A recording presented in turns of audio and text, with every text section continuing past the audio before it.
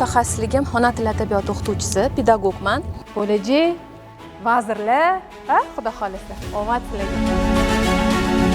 Mana shuni ham oldiga nechi keldim, buni ham oldiga keldim. Men o'zim nazoratimga olaman. Nazoratga Shu binoni kadastri mavjud emas. Shular 10 ming so'm qiladigan bo'lsa, biz shu 7 ming so'mdan qilib qo'yib beramiz, arzon qilib. Hokimiyatimiz shug'ullanganmiz to'g'ri?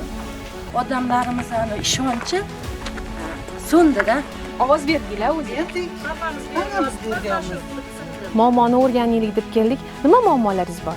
Davlatimizga rahmat degan so'zni eshitsak, men o'ylayman, ana shunda ideal deputat degan nomga loyiq bo'lamiz.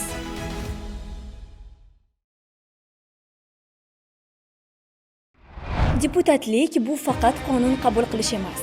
Bu saylovchilar bilan doimiy muloqot, ularning dardini tinglash, muammolarini joyida o'rganish va yechim topish mas'uliyatidir. Bugungi qahramonimiz ana shu tamoyillarga amal qilib kelayotgan xalq vakili. Biz ularning bir kunlik ish jarayonlari davomida saylovchilar bilan uchrashuvlarni, muammolarga yondashuvlarni va qabul qilayotgan qarorlarni kuzatdik. Siz ham ushbu loyihamiz orqali deputat faoliyatiga o'zingiz baho bering. Zuhra opa, bu hafta deputatlar hududga chiqib ketayotgan ekansizlar. Shunga bizani deputat bilan bir kun loyihamiz bor, xabaringiz bo'lsa, ko'rganmisiz? Ko'rganman. O'sha loyihamizga bu safar sizni qahramon sifatida tanlagan edik. Agar rozi bo'lsangiz, hududdagi bir kuningizga siz bilan birgalikda hamrohlik qilib, yoritib bermoqchi edik. Yaxshi, haqiqatan bu hafta biz Oliy Majlis Qonunchilik palatasi deputatlari hududlarimizga chiqamiz. Meni okrugim Toshkent viloyati, Toshkent viloyatidagi Parkent tumani, Yuqori Chirchiq tumani hamda O'rta Chirchiq va Qibray tumanlarini ayrim mahallalari, mana shu hududlarda bo'laman, okruglarda saylovchilar bilan ko'rishaman. U yerda o'sha tashabbusli byudjet loyihasi bo'yicha tanlangan va tanlovda g'olib bo'la olmagan loyihalarni ko'zdan kechiraman va o'zimni ovozimni qaysi loyihaga berishni tanlayman. Xo'p bo'ladi. Unda ruxsat bersangiz, biz ham o'sha bir kun sizga hamrohlik qilamiz. Albatta, xursand bo'laman. Rahmat kattakon. Assalomu alaykum. Siz deputat bilan bir kun loyihasini tomosha qilyapsiz. Ayni damda ijodiy jamoamiz bilan Toshkent viloyatining Parkent tumanidamiz. Bu galgi qahramonimiz Milliy tiklanish demokratik partiyasi fraksiyasi a'zosi, Qonunchilik palatasi deputati Zuhra Mirgaziyeva. U kishi allaqachon hududga saylovchilari bilan uchrashish uchun yetib kelganlar. Biz esa ularning bir kunlik ish faoliyatlarini xolis va haqqoniy yoritishni maqsad qilganmiz. Loyihamizni boshlashdan avval keling qahramonimiz bilan qisqacha tanishib olamiz. Mirgaziyeva Zuhra Turayevna, Oliy Majlis Qonunchilik palatasi deputati, Milliy tiklanish demokratik partiyasidan deputat etib saylangan. Ayni paytda parlamentning innovatsion rivojlanish va axborot texnologiyalari masalalari qo'mitasi raisining o'rinbosari sifatida faoliyat yuritmoqdalar. Zuhra Turayevna 1978-yilda Toshkent viloyatining Chirchiq shahrida tug'ilgan. Oliy ma'lumotli, 2001-yilda Toshkent davlat pedagogika universitetining bakalavr bosqichini tamomlagan. Keyinchalik esa ushbu oliygohda magistratura darajasiga ega bo'lgan. Mehnat faoliyatini maktab o'qituvchisi sifatida boshlagan Zuhra Turayevna yillar davomida ta'lim va davlat boshqaruvi sohalarida samarali ishlab, 2021-yilda Toshkent viloyati hokimining o'rinbosari lavozimiga tayinlangan. Qahramonimiz oilali 3 nafar farzandni voyaga yetkazmoqda. Sizga deputat haqida qisqacha ma'lumot berdik. Qolganini esa loyihamiz davomida o'zingiz bilib olishingiz mumkin. Hozir deputatimiz bizga manzillarni tashlab berdilar. Yo'llariga ketyapmiz, ular bilan ko'rishib olib, loyihamizni boshlaymiz. Biz deputat belgilagan manzilga, Parkent tumani hokimligiga yetib keldik. Bu yerda ish jarayoni allaqachon boshlangan. Deputat tuman rahbariyati va mahalliy deputatlar bilan uchrashib, joyiga chiqib o'rganilishi lozim bo'lgan asosiy masalalarni belgilab oldilar. Zuhra opa, mana rejalar qilib oldingiz. Birinchi manzilimiz qayerda? Birinchi manzilimiz 31-maktab. Hozir shu maktabga borib ko'ramiz. U yerdagi o'sha o'quvchilarga yaratilgan sharoit. Hozir endi ta'til o'quvchilarga, lekin u yerda shu tarbiya fani o'qituvchilari, tarbiya fani darsliklarini ko'rishimiz kerak. Yetarlimi bugungi kunda? Umuman uni o'sha dastur rejasi o'quvchilarimizni, yoshlarimizni vatanparvarlik ruhida, milliy qadriyatlarimizga o'sha asoslangan yo'nalishlarda o'qitilishi qay jarayonda ketyapti? Mana shu masalalarni ko'ramiz. Manzilga yo'l olar ekanmiz, vaqtdan unumli foydalanib, deputat bilan suhbat qurdik. birinchi manzilimiz maktab ekan. Xabarimiz bor, mehnat faoliyatingizni maktab o'qituvchisi sifatida boshlagansiz. O'qituvchilikdan deputatlikkacha bo'lgan yo'lingiz haqida gapirib bersangiz. To'g'ri, mutaxassisligim ona tili adabiyoti o'qituvchisi, pedagogman. Maktabda, kollejda, litseyda faoliyat ko'rsatganman va shu jarayonlarda, shu jamoat ishlarida, o'sha maktab tadbirlarini tashkillashtirishda tashabbuskorlik ko'rsatganim uchun hokimlik tizimiga ishga taklif qilishgan. Hokimlik tizimida xotin-qizlar bilan ishlash, yoshlar bilan ishlash bo'yicha mana shu yo'nalishlarda faoliyat ko'rsatganman va o'sha Chirchiq shahrida faoliyat ko'rsatayotgan davrimda viloyatga taklif bo'lgan, ya'ni viloyat hokimligiga juda ham ko'p viloyat miqyosida respublika darajasidagi tadbirlarni tashkillashtirishda tashabbuskorlik ko'rsatganim uchun balki mana shu Oliy Majlis Qonunchilik palatasiga deputat sifatida nomzodim qo'yilgan va saylovchilarni ishonchiga kirib, o'sha ularni ovozlarini to'plab, bugun mana deputatlik faoliyatimni ko'rsatyapman. Odatda hokimiyatda erkaklar ishlashiga o'rganib qolganmiz. Ayol kishi hokim o'rinbosari etib saylandingiz. O'sha vaqtda nimani his qilgansiz? Keling, o'sha davrga biroz to'xtalsak. To'g'risi kutilmagan voqea bo'lgan, chunki shunaqa holat bo'lganki, o'sha yig'ilishda rahbarlar tomonidan meni nomzodim yoshlar masalalari bo'yicha viloyat hokimi o'rinbosari sifatida ilgari surilayotganini e'lon qilishgan, kutilmaganda bo'lgan. To'g'risi hayajon bosgan va darrov o'zimni nima deydi, o'nglab olib, shu joyda ishonch uchun minnatdorchilik bildirib, juda ham katta mas'uliyatni his qilganman shu joyda. Ijro etuvchi hokimiyat tizimida ishlash orqali olgan tajribangiz hozirgi kunda qonun ijodkorligi jarayonida sizga qay darajada foyda beryapti? Bilasizmi, o'sha har qanday qaror qabul qilishda, o'sha qonunlarni, loyihalarni ishlab chiqishda va o'sha u yoki bu qonun loyihasiga ovoz berishda biz deputat sifatida, xalq vakili sifatida avvalambor xalqning manfaatlarini o'ylashimiz kerak. Xususan mana shu jarayonda o'sha ijro tizimida ishlaganimdagi tajribam menga ancha qo'l kelyapti. Sababi o'sha pastdagi muammoni bilaman, ko'rganman. Bu hozirgi qarorlarni qabul qilishimda, qonun loyihalarini ishlab chiqishda, qonunlarga ovoz berishimda juda ham qo'l kelyapti. Menimcha manzilga yetib keldik. Yuring. Maktab hududiga qadam qo'yishimiz bilan bolalarning quvnoq ovozlari yangradi. Ta'til bo'lishiga qaramay o'quvchilar faollar zalida mashg'ulot bilan band. Deputat ular bilan samimiy muloqot o'tkazib, yoshlarga bo'lgan ishonchini bildirdilar. Mana bo'lajak deputatlar, Xudo xolis. bo'lajak so'y yozuvchilar, bo'lajak vazirlar, xudo xolis. Omad sizlarga. Abdulla Avloniy ta'kidlaganidek, tarbiya biz uchun yo hayot, yo mamot masalasi. Shu bois deputat tarbiya masalasiga alohida e'tibor qaratib, o'qituvchilarning fikr va takliflarini diqqat bilan tingladilar. Ma'lumki, yangi tartibga ko'ra, deputatlar tashabbusli budjetda g'olib bo'lmagan loyihalardan birini tanlab, moliyalashtirish imkoniyatiga ega. Shu maqsadda deputatimiz hududda ilgari surilgan loyihalarni o'rganishga kirishdilar. 2022-yil Obod qishloq dasturiga tushganmiz. Xo'p. Unda 3 kilometr asfalt bo'ldi. Ichki ko'chalarimiz necha yildan beri bo'lmaydigan ko'chalarimiz. Keyin undan qolib ketgan bu ko'chalarimiz. Oqtepa mahallasida o'rganishlar davomida jiddiy muammo, ochiq qolgan quduqlar aniqlandi. Deputat vaziyatni joyida hal qilish maqsadida mas'ullarga zudlik bilan murojaat qildilar. Keyin qarang, Farruxbek, naryo ochiq. Juda ham xavfli. U kimdir tushib ketsa-ki qorong'ida.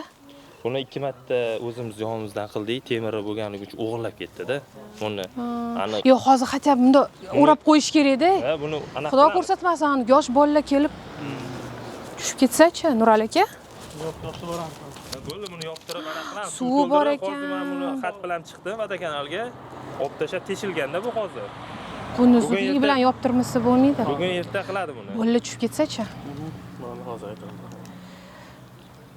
hozir bir narsa bilan bunda to'sib turish kerak edi. Bugunoq buni kechgacha qilish kerak. Deputatimiz ushbu mahalla aholisidan, asosan xotin-qizlardan kelib tushgan murojaatlarni o'rganib ketmasam bo'lmaydi deb mahalla tayanch punktiga yo'l oldilar. Irodaxon qayerda o'qiysiz? Oriental universitetida 5-kurs talabasiman. Уже bitirasiz? Zaochni? Nima mutaxassislik? Boshlang'ich ta'lim. Keldim, maktabga keldim. Ikkita maktab 26, 27. Yo'q, ish o'rni yo'q, bo'sh ish o'rni yo'q dedi. Buni yeri 2-guruhi nogironi. Niye? Ishlash kerak. Bu sahvli diabet 4 yoshda bo'lgan. Ishlash kerak, ha. Ikkita balasi bor. O'zi ham erini o'zi ham 3-kurs studenti. Bunga ish kerak. Assalomu alaykum. Yaxshimisiz, sog'larsiz, yaxshimi? Hozir mana Oqtepa mahallasida biza. Bu yerda Irodaxon Tojiboyeva degan qizimiz bor ekanlar. Sizning xabaringiz bor ekan. Bularning xo'jayinlari ham nogironliklari bor ekan, sahrlari bor ekan. Shularga qanaqa yo'lini qilsak bo'ladi? Qo'shimcha bir to'g'riligami bilan joylashtirsak? O'shani bilan anaqa qilib beraman, qilib beraman bularga sharoit. Dars olib berasizmi? Qayerdan? Ha, olib beraman. 26 maktabga boraman o'shani kuni o'zim. Xabarlashamiz Nurali aka. Men Irodaxonning ham telefonlarini olib qolaman deb. Men shuni ham oldiga nechi keldim, buni ham oldiga ketdim. Men o'zim nazoratimga olaman. Onaxon, dushanba kuni xabarlashamiz. Xo'p, Irodaxon. Ayrim muammolar joyida hal etildi. Minnatdorlik bildirgan fuqarolarning samimiy duolari esa deputat faoliyatiga berilgan eng katta bahodir. Shu ish masalasi bo'yicha surat va turim bilagan edim. Men 2008 bitirganman. Qayerda? Soham bo'yicha Sergel tibbiyot kollejini bitirganman. Tibbiyot yo'nalishi. Davolash yo'nalishi bo'yicha bitirganman. Ishlamaganman, turmushga chiqib kelib o'shaning bola chaqa bu orada ishladim, boshqa ishlar bilan ishladim. Siz malaka oshirib keldingizmi? Malaka oshirib keldim. Endi hozir ish qidiryapman, ish topolmayman to'g'risi. Hokimiyatimiz shug'ullanganmiz bu bilan. Bansiyaga ish kirmoqchi bo'lsa, bizda bansiyada vakansiyalar bizda yo'q. Lekin bular ishlayman desa boshqa vakansiyalar bor. Har oyda 10-sanasigacha vakansiyalarni gruppalarga tarqatamiz. Sizga Parkentdan ko'ra Yuqori Chirchiq yaqin, a? Bitta mashinada. Yuqori Chirchiqni sog'liqni saqlashiga boruvdik. Rahbari bilan gaplashuvdik. Telefoni bormi sizda? Больницasiga borib, ularning telefonlarini topaylik. Hozir bularni o'sha Yuqori Chirchiq. Siz ozgina kuting. Tez toping. Ayni damda deputatimiz Parkent tumani Oqtepa mahalla fuqarolari yig'inida xotin-qizlarning murojaatlarini tinglab, ularga joyida yechim topishga harakat qilyaptilar. Ijtimoiy kontrakt bo'yicha men o'qiyman Chirchiq tibbiyot texnikumida o'shalarga. Biz ham murojaat qilgan, hozir bular kompaniya reyestrga kirishadigan ma'lumotni onasi o'zini muammosi. Yagona o'quvchi onasini o'zi bitta o'zi ishlaydi, ular endi o'qishga kirdi, o'tgan yil yoshlardan to'lab berdik. Hozir endi kompaniyadan chiqib ketgan bular hozir. O'shanga yozgan muammo bo'libdi. Menga bir marta yosh yetakchisiga murojaat qilgan. Shu bu yilga kontrakt amalga bering, bitiruvchi kurs. Endi oilaviy sharoit endi erta adasdan ajrashgan, ochonay turamiz. Endi hozir mana bunaqa narsada biz ijtimoiy reyestrga va fuqarolarga yetkazishimiz kerak edi bu yengilliklarni. Oldin hammaga berib yuborilganda moddiy yordam. O'tda har xil o'sha talabga javob bermaydigan, o'ziga to'q oilalar ham kirib qolgan, lekin hozir endi faqat haqiqiy, haqqoniy qiynalgan oilalar kirdi reyestrga. Bitta narsa bormi davlatimizda, xalqqa baliq emas, qarmoq berib qo'yish kerak, balig'i o'zi tutib yesin deyiladi-da. Oqistaxon, men sizga o'sha bir qismini to'lashga homiy topib beraman, xo'p? Zuhra To'rayevnani oldinda boshqa ko'plab ishlar kutayotganligi sabab murojaatchilarning muammolarini yo'l-yo'lakay telefon orqali ham hal qilib ketdilar. Ayrim masalalar shu kunning o'zida ijobiy hal qilinganiga guvoh bo'ldik. Navbatdagi manzilga ketar ekanmiz, yo'l-yo'lakay ochiq qolgan quduqlarni ustini yopish ishlari boshlanganiga ko'zimiz tushdi. Manzilga yetib keldik va deputatimiz tashabbusli byudjetga qo'yilgan, ammo 351 ta ovoz to'plab g'olib bo'la olmagan Qo'lichi mahallasining ichki yo'llarini ko'zdan kechirishni boshladilar. Barnopa, bu o'pin byudjetga qo'yilgan asfaltlashtirish, ko'changizniki. Qancha aholi? Aholim 4000 ga yaqin. 4000 ga yaqin. Qancha ovoz yig'dinglar? Ovozimizmi? Kam? Qancha? 300 tami 400 ta ovoz yig'dik. Kam-ku. Chunki kamligi odamlarimiz oldin rosa opimijet o'ynab mana mozor oldigacha ham kelgan yo'limiz opimijet qilgandik. Yana 2000 tadan ovoz yig'amizda biz 3 ta loyiha berib qo'ydikda 6000 7000 ga yaqin ovoz yig'dik-ku, u 3 ga bo'linganligi uchun yutolmadik.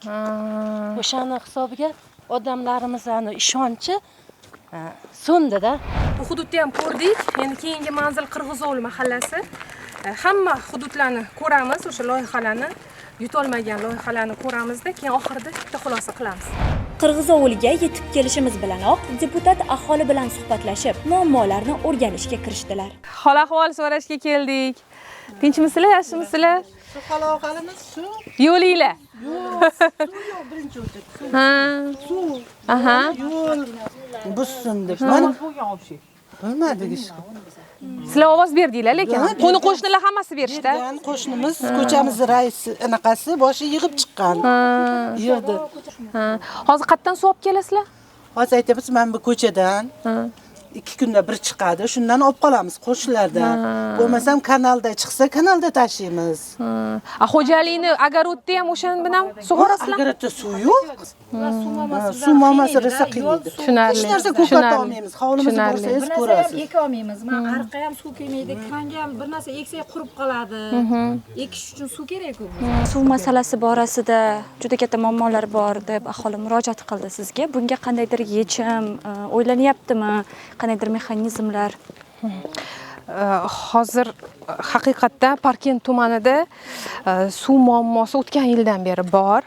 Parkent tumanini o'sha xonadonlarga kirganimda ayollarimiz har kuni o'sha 3 litrdan suvni ichimlik suv sifatida ishlatishini, o'sha qolgan tashib keladigan suvlarini o'sha kirni yuvishga yoki o'sha xo'jaligiga ishlatishlarini aytishganda, o'sha hokimiyat bilan birga bizni palatamizda ham o'sha hamkasblarim bilan birga yechimini topishga harakat qilyapmiz. Parkent hokimi bilan gaplashganimizda ular bitta loyihani aytdilar. O'sha 300 millionlik loyiha bor. Ya'ni o'sha bir hududlarda suv chiqarish yo'li bor ekan. Ya'ni suv bor, ariqda suv doimiy bor. Uni faqat o'sha yo'naltirish kerak. Suv yo'q mahallaga, 17 ta mahallaga yo'naltirish masalasini aytdilar. Shu bo'yicha yechimini topishga harakat qilyapmiz. Tashabbusli byudjetda g'olib bo'la olmagan loyihalar bo'yicha o'rganishlar o'z yakuniga yetdi. Deputatimiz qaysi loyihani tanlaganlarini esa ovoz berish jarayonidan keyin bilib olamiz. Hozircha esa deputatimizga hamrohlik qilishda davom etamiz.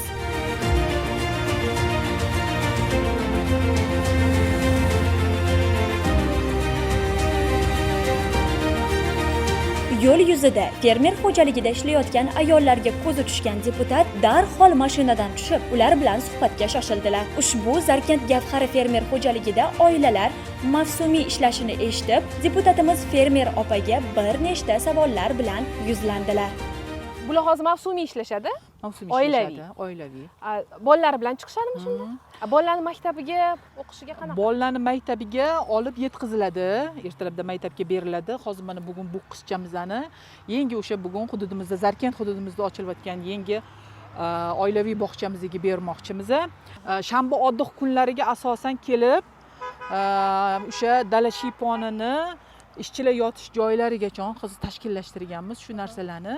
Kelib bemalol ishimizni o'sha quyoshli masalan obed kunlarida juda ham qizib ketish davrlarida bemalol shiyponga chiqib, damlagini olib, bolalarini ko'rib, ishlab bu asosan shanba oddiq chiqadi. Shanba oddiq kunlari chiqishadi asosan.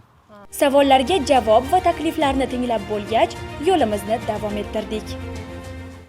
Hozir Parkent tumanining Kumushkon hududiga keldik. Kumushkon mahalla fuqarolar yig'ini Kumushkon hududi turizm zonasiga kiradi. Ya'ni o'sha turistlarni oqimi hozir yildan yilga ko'payayotgan hudud hisoblanadi. Hozir bu yerda mahalla yetiligi bilan gaplashamiz. Umuman muammolarni o'rganamiz. Ya'ni o'sha turizm salohiyatini yana ham oshirish. Hozir mana davlatimiz rahbari tomonidan ham topshiriq berildi. Turistlarning sonini o'tgan yilga nisbatan bu yil oshirish masalasi bo'yicha shu masalalarni ular bilan gaplashamiz. Rais buva, nima muammo? Hozir topshiriqlar ko'p, bilaman. Mahallada ish ko'p. Ayniqsa sizni mahallangiz endi juda ham keldi ketdi ko'p, to'g'rimi? Turistlar keladi. aytarlik katta muammolarimiz yo'q. Endi ba'zi bir kamchilik nimalar bor. Xudo xolasa shuni to'g'rilashga harakat qilamiz. Ozgina sizlar tomonidan ham bir yordam bo'lsa, tezroq bitib ketadi. O'sha odamlardan ko'p murojaat qilyapti-da, odamlar 15-20 yillab dalaga mehr berib, tirikchiligi asosan mana shu tog'dagi bog'lari, gilosi bo'lganda, endi turizmga tushib qoldi-da rejaga. Yerlari ketdi, asosiy daromad manbai ketdi-da, endi shuni mayli ketganiga rozi bo'lyapti. Hech bo'lmasa o'sha qonun bo'yicha har bitta daraxtga kompensatsiya berish masalasi hali to'g'risi yo'qligicha turibdi-da. Eng ko'p murojaat. Nechta xonadon shunaqa hozir? Ko'p. Soni nechta? 50 tacha bormi? Soniga aniq bilmayman, 50 tacha, 60 tacha. Olganlar ham bormi kompensatsiyasini? Meni bilishim bo'yicha hech kim olmagan. Meni bilishim bo'yicha hech kim olmagan. Endi shuni agar juda xalq xursand bo'lardi agar mana shu narsa bo'yicha kompensatsiya alohida mana shu narsaga e'tibor berganingizda yaxshi bo'lardi. Keyin mana shu kutubxona masalamizni ham aytamizmi? Kutubxonani ko'ramizmi hozir? Joyida ko'ra qolaylik, kutubxonani joyida gaplashamiz. Shu binoni kadastri mavjud emas. Buni hisobot deputatlik bunaqasini ham so'rov ham qilganman. Kelmadimi javob hali? Yo'q, hali javob kelmadi. Buni homiy boshlaganda, homiy endi sal hujjatida sal xatolik bor ekan. Xatoliklar qilib turib, lekin endi bitta shuni mahallani binosiga qo'shib kadastr qilib bersa bo'ldi. Yaxshi, uni gaplashamiz, maslahatlashamiz. Hozir mana mahalla hududida yangi kutubxona tashkil qilinganligini ko'rdik. Kutubxona o'tgan yil dekabr oyida bitkazilgan ekan. Kutubxona binosi juda ham chiroyli, shinam. O'quvchilar uchun, yoshlar uchun juda ham yaxshi sharoit yaratilgan. Yoshlarimiz grantlar yutib olib, kitoblar tashkil qilishgan ekan. Bu albatta juda ham yaxshi, ijobiy, lekin bitta muammosi bor ekan, kadastr yo'q ekan. Kutubxonani shuning uchun hozir kadastr agentligiga chiqamiz, bu muammoni yechimini topishga harakat qilamiz. Chiroyli manzaralariga mahliyo bo'lib, Kumushkon bo'ylab o'rganishlarni davom ettirdik. Hozir mana mehmon uyiga keldik. Kumushkon hududida turistik zona hisoblanganligi uchun tog'li hudud. Bu yerda juda ham ko'p mehmon uylari bor va o'sha mehmon uylardagi sharoit, mehmon uylarda o'sha bandlik masalasi va turistlarga yaratilayotgan sharoitlarni o'rganamiz. Borgan joyidan birinchi o'rinda nima muammo bor ekanligini so'rash xalq vakilining odatiga aylanib qolganiga guvoh bo'lyapmiz. Shu mehmon uylarini ko'raylik, muammoni o'rganaylik deb keldik. Nima muammolaringiz bor Oqstapa? Mehmon uyida. Hozir mana nechta ish o'rni yaratyapsiz? Ish o'rnimiz 5 tagacha, 5-6 tagacha ish o'rnimiz bor. 5-6 tagacha. Musor mashinami eng anaqa muammomiz. Musor mashina? Musor mashinamiz-chi vaqtida olib chiqib ketmaydimi? Yo'q. Bir marta keladi. Bu yerda mavsumda u bir haftaga hidlanib ketadi-da. Mana biz mahalla servis kompaniyasi tashkil qilingan Kumushkon qishlog'imizda yangi ochilgan prezidentimiz qarori bo'yicha toza hududdagi odam boshiga shular 10 ming so'm qiladigan bo'lsa, biz shu 7 ming so'mdan qilib qo'yib beramiz. Arzon qilib, shtobi bir haftada 2 marta kelishiga tashkil qilib beramiz. Yaxshi ekan-ku, bu arzonroq ekan. Mahalla servis kompaniyasi arzonroq ekan. Endi o'zimizga shunchalik tashkil qilib berdi, biz endi qimmat qilib qo'ymaymiz, arzon qilamiz, xudo xolasa. Yaxshi, yaxshi. Aholiga yaxshi, yengillik ekan. Rahmat, xush kelibsizlar. Xo'p, rahmat. Aniqlanishicha, tadbirkor ayol ayrim yangiliklardan bexabar bo'lgan. Shu sababli mahalla raisi tomonidan masala yuzasidan atroflicha tushuntirish berilib, mavjud muammo joyida hal etildi. Men esa deputatimiz bilan ayrim savollarimga javob olish uchun toza havoda suhbat boshladim. Yana bir savolim bor sizga. Zuhra Turayevna bo'sh vaqtlarida nima bilan shug'ullanadilar? Deputatlikdan tashqari bo'sh vaqtlarimda kitob o'qish yaxshi ko'raman. Bundan tashqari sport bilan shug'ullanishni yaxshi ko'raman. Farzandlarim bilan o'sha mahallada tashkil qilingan sport maydonchasida shug'ullanib turamiz. Shuningdek, bugungi kunda bo'sh vaqtlarimda ilmiy ish bilan shug'ullanyapman. O'sha ilmiy daraja olish niyatidaman. Siz uchun ideal deputat bo'lish nima degani? Qanday deputat bo'lsangiz o'zingizni to'laqonli ideal bo'ldim deb hisoblaysiz? Deputatni asosiy vazifasi aynan Qonunchilik palatasi deputati sifatida bizning asosiy vazifamiz bu o'sha xalqchil qonunlarni qabul qilish. Har qanday qaror qabul qilayotganda, har qanday o'sha qonun loyihasiga ovoz berish jarayonida xalqning manfaatini o'ylab ovoz berish, qaror qabul qilish. Ana shu qonun qabul qilinibdi, barakalla, demak xalqqa o'ylab qonun qabul qilinibdi, davlatimizga rahmat degan so'zni eshitsak, men o'ylayman, ana shunda ideal deputat degan nomga loyiq bo'lamiz. So'nggi manzilimiz Kumushkon mahallasi turizm qishlog'i bo'ldi. Bir kunlik faoliyat bu katta mas'uliyatning kichik bir ko'rinishi xolos. Deputat uchun eng muhim mezon xalq ishonchi va uni oqlashdir. Biz deputatning bir kunlik ish faoliyatini kuzatdik. Qolgan bahoni esa siz tomoshabinlarga havola etamiz. Kun o'z nihoyasiga yetar ekan, deputatimiz bilan rejalashtirilgan hamda rejadan tashqari obyektlarni birgalikda ko'zdan kechirdik. Shu bilan birga ertasi kuni ularga Oliy Majlis Qonunchilik palatasida ham hamrohlik qilgan holda o'z ishimizni davom ettirdik. Bugun deputatlar tashabbusli byudjet portaldagi shaxsiy sahifalari orqali o'z hududidagi loyihalardan birini tanlaydi. Tanlangan loyiha portalda g'olib loyihalar ro'yxatiga kiritiladi. Zuhra To'rayevna ham o'z tanlovlarini amalga oshirdilar. Hozir mana tashabbusli byudjet bo'yicha o'zimiz ovozimizni berdik loyihamizga, tanlagan loyihamizga. Parkent tumanida kun kecha borib ko'rib keldik. Demak, tanlovda ishtirok etgan, tashabbusli byudjet tanlovida, lekin g'olib bo'la olmagan 5 ta loyiha bor edi. Hammasi ham dolzarb masalalar, o'sha asfalt masalasi, bog'cha masalasi, bog'chani ta'miri.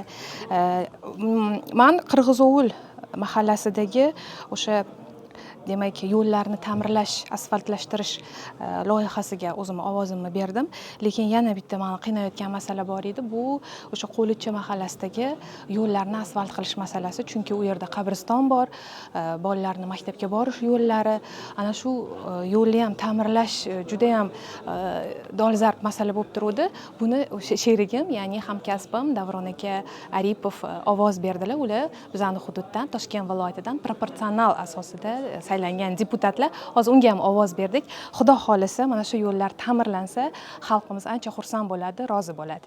Bu qaror ortida xalq manfaati, ularning ishonchi va umidi mujassam. Biz sizlarga deputatning bir kunlik ish faoliyatini ochiq va ssenariylarsiz namoyish etdik.